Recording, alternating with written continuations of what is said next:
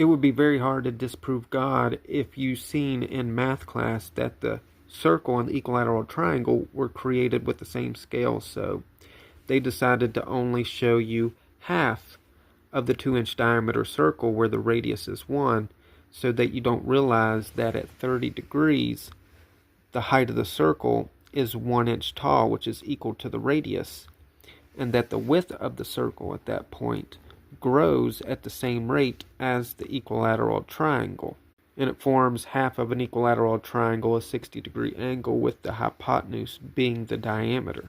Track with me. 180 divided by pi. That answer, those values, should equal the same values whenever you take the height of the circle that's equal to the radius and divide it by the width of the circle that's equal to the radius.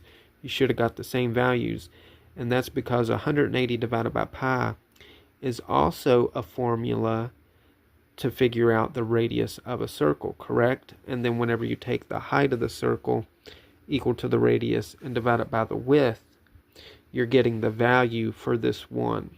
And also finding the value whenever this position is 1.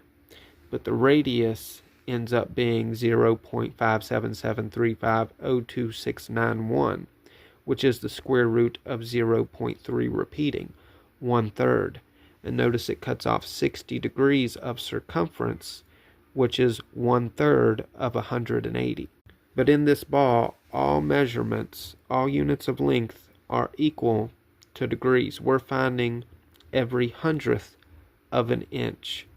So 3.6 is equal to 360 in every other circle. But the circumference of the ball at the 30-degree position in this circle is 1.8 inches. That's why in the other circle we're saying 180 divided by pi, is because we're finding this original circle in the other circle.